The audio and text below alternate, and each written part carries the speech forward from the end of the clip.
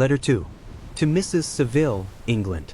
Archangel, March 28, 17. How slowly the time passes here, encompassed as I am by frost and snow, yet a second step is taken towards my enterprise. I have hired a vessel and am occupied in collecting my sailors.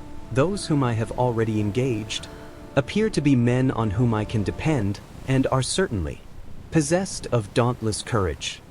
But I have one want which I have never yet been able to satisfy, and the absence of the object of which I now feel as a most severe evil.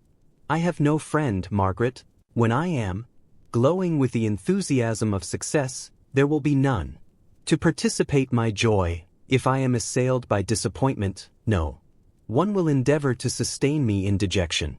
I shall commit my thoughts to paper, it is true, but that is a poor medium for the communication of feeling.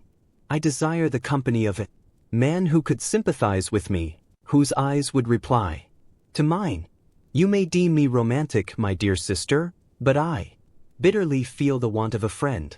I have no one near me, gentle yet courageous, possessed of a cultivated as well as of a capacious mind, whose tastes are like my own, approve or amend my plans. How would such a friend repair the faults of your poor brother? I am too ardent in execution, and too impatient of difficulties. But it is a still greater evil to me that I am self-educated. For the first 14 years of my life I ran wild on a common, and read nothing but our Uncle Thomas's books of voyages. At that age I became acquainted with the celebrated poets of our own country, but it was only when it had ceased to be in my power to derive its most important benefits from such a conviction that I perceived the necessity of becoming acquainted with more languages than that of my native country. Now I am 28, and am in reality more illiterate than many schoolboys of 15. It is true that I have thought more, and that my daydreams are more extended and magnificent, but they want, as the painters call it, keeping, and I greatly need a friend who would have sense enough not to despise me as romantic, and affection enough for me to endeavor to regulate my mind. Well, these are useless complaints. I shall certainly find no friend on the wide ocean, nor even here in Archangel, among merchants and seamen. Yet some feelings, unallied to the dross of human nature, beat even in these rugged bosoms. My lieutenant, for instance, is a man of wonderful courage and enterprise. He is madly desirous of glory, or, rather, to word my phrase more characteristically, of advancement in his profession. He is an Englishman, and in the midst of national and professional prejudices, unsoftened by cultivation, retains some of the noblest endowments of humanity. I first became acquainted with him on board a whale vessel. Finding that he was unemployed in this city, I easily engaged him to assist in my enterprise. The master is a person of an excellent disposition, and is remarkable in the ship for his gentleness and the mildness of his discipline. This circumstance, added to his well-known integrity and dauntless courage, made me very desirous to engage him. A youth passed in solitude, my best years spent under your gentle and feminine fosterage, has so refined the groundwork of my character that I cannot overcome an intense distaste to the usual brutality exercised on board ship.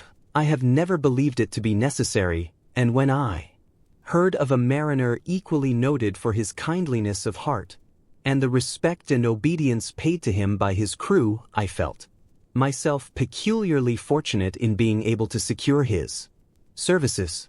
I heard of him first in rather a romantic manner, from a lady who owes to him the happiness of her life. Briefly, is his story. Some years ago he loved a young Russian lady of moderate fortune, and having amassed a considerable sum in prize money, the father of the girl consented to the match. He saw his mistress once before the destined ceremony, but she was bathed in tears, and, throwing herself at his feet, entreated him to spare her confessing at the same time that she loved another, but that he was poor, and that her father would never consent to the union. My generous friend reassured the suppliant, and on being informed of the name of her lover, instantly abandoned his pursuit. He had already bought a farm with his money, on which he had designed to pass the remainder of his life, but he bestowed the whole on his rival, together with the remains of his prize money to purchase stock, and then himself solicited the young woman's father to consent to her marriage with her lover. But the old man decidedly refused, thinking himself bound in honor to my friend, who, when he found the father inexorable, quitted his country, nor returned until he heard that his former mistress was married according to her inclinations. What a noble fellow! You will exclaim. He is so, but then he is wholly uneducated.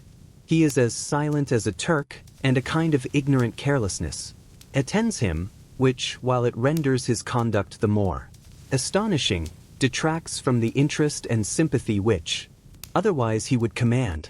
Yet do not suppose, because I complain a little, or because I can conceive a consolation for my toils which I may never know, that I am wavering in my resolutions. Those are as fixed as fate, and my voyage is only now delayed until the weather shall permit my embarkation.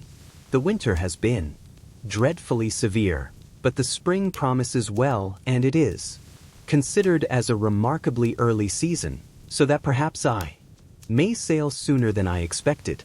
I shall do nothing rashly. You know me sufficiently to confide in my prudence and considerateness whenever the safety of others is committed to my care. I cannot describe to you my sensations on the near prospect of my undertaking. It is impossible to communicate to you a conception of the trembling sensation, half pleasurable and half fearful, with which I am preparing to depart. I am going to unexplored regions, to the land of mist and snow, but I shall kill no albatross, therefore do not be alarmed for my safety, or if I should come back to you as worn and waffle as the ancient mariner, you will smile at my illusion, but I will disclose a secret. I have often attributed my attachment to my passionate enthusiasm for the dangerous mysteries of ocean to that production of the most imaginative of modern poets. There is something at work in my soul which I do not understand. I am practically industrious, painstaking, a workman to execute with perseverance and labor. But besides this, there is a love for the marvelous, a belief in the marvelous intertwined in all my projects, which hurries me out of the common pathways of men, even to the wild sea and unvisited regions I am about to explore. But to return to dearer considerations. Shall I meet you again, after having traversed immense seas and returned by the most southern cape of Africa or America? I dare not expect such success, yet I cannot bear to look on the reverse of the picture. Continue for the present to write to me by every opportunity. I may receive your letters on some occasions when I need them most to support my spirits. Love you very tenderly. Remember me with affection, should you never hear from me again. Your affectionate brother, Robert Walton.